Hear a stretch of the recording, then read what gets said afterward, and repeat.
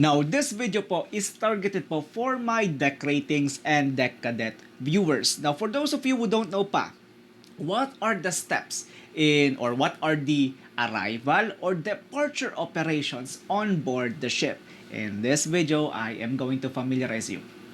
Let's get started. Now, okay, sa loob po, okay, inside the ship, when you are, let's say, whether you're arriving or you are departing, I mean, the jobs are not that different. Okay, let's start with the master of the ship. Okay, the number one task of master, okay, is number one, communications with agents and shore authorities. Okay, let's just say, okay, the master will be the frontliner, the first person to talk or communicate with the shore authorities. Okay, this is the ship. These are all your requirements because bago po sumampa, okay, bago po pumasok ang isang barko, before the ship enters a port, okay, or departs a port, of course, communications is gonna take place. Okay? You've got to understand that there will be an amount of time exchanging documents. Oh, we need a copy of Seaman's Book of all the seafarers. Oh, we want a copy. We want a copy of, let's say, the stowage plan. We want a copy of your passage plan. We want a copy of your, let's say, crew list. For example, okay? So those are the typical conversations within the master slash deck officer and shore authorities. Those are the typical conversations. Next, okay?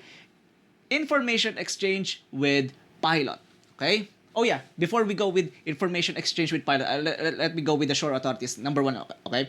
Communications with agents and shore authorities. The shore authorities would tell you, oh, okay, your ship is at this port. Okay, we have a security risk at this port, so we recommend you raise your security level to level 2. They would say those things. Oh, we've got some kind of robbery from other ship. We advise that you remove all of your, let's say, fire hydrant caps. The shore authorities will tell you you need to hire more security. Oh, before you depart the ship, we would have a security that would come on board and have some canine dogs. Okay, they would, roam around the ship for extra stowaways. They would inform you again. Okay, it all depends on your company, but in our case, way back in the day, that's what we did. Okay, the shore authorities would also tell you, okay, you've got let's say, during our bulk carrier operations, okay, discharging will, let's say, estimate around 6 to 7 days, almost a week. Okay, so, okay, can we have shore leave? Can we go outside? Yes, you can go outside. You could go to the mall, the bar, whatever. Okay, take Instagram, whatever. Okay, they would inform you everything there is to know when you go on the shore. Okay? Next up, information exchange with pilot. Okay? Let's just say, okay, you are arriving at your port. Okay? The pilot boarded on the ship. Okay? There will be a master and pilot exchange of information, which, by the way, I have shared earlier in my videos. Okay? How to, ano ba yung mga nakalagay sa what are the details inside the master and pilot exchange of information. Okay, and at the same time, okay, they would inform you, oh, Captain, it's too much rain in here. I think we will just berth the ship, but we will not conduct any cargo operations. Sometimes it happens. The pilot would inform you. Okay, next up, preparation of necessary documents. Just like what I have said before, okay, before you arrive, okay, or you depart, okay, there will be an email sent to you by the charterer. They would put all of the necessary documents needed to be prepared by the crew, the master and his deck officers, and sometimes, well, most of the time, the cadets. Okay, they would tell you, we need 7 copies of crew list, we need 7 copies of the passport, we need the Malta licenses, yeah, we need the flag state, we need a copy of the flag state license. Sometimes it happens. Okay, next up, organization of watch. Sometimes the shore authorities would, share some kind of security details or very classified details about their port, and they would say things like, "Sir, you need to increase your watchmen on board the ship because robbery is really, really on the rise on this port." They would say those things on board the ship. Okay, so you've got to be alert, you've got to be careful. Okay, they would inform all there is to know about the ship. You need to cover all of your or I should say, you need to lock all of your doors. You have to make sure that there are no, some kind of sneaky package left on board the ship. Okay? I think you know what I mean. Okay? I mean, as per ISPS, I think you know what I mean. Okay? They would tell you, hey, you need to increase watchmen, you need to increase your vigilance on, detecting stowaways, because sometimes, way back in the day, we also had an incident on my watch, way back when I was a cadet. Okay, I did have some kind of incident of a stowaway. The stowaway, came on board the ship via the mooring rope and also the accommodation ladder. Okay, the worst part is it happened right in front of me. And I thought they were, cargo surveyors or maybe shore authorities, but no, they were stowaways. Okay, but we got them, okay, before we left the port. Okay, that's the good news. Okay, next up, what are the duties of a deck officer during arrival or departure? What are the operations conducted by the deck officer? Very simple, assistance to master in his specific duties. All you have to do is, again, assist the master, because again, during the communications, I mean, it would be a lot better if, minimize the stress and workload of your master, and at the same time, I mean, you could get a lot of recommendation if you could, communicate very well in your, with your shore authorities. Okay, your master will be impressed by you. Okay, preparing all of the necessary documents stipulated on the email sent by the charterer.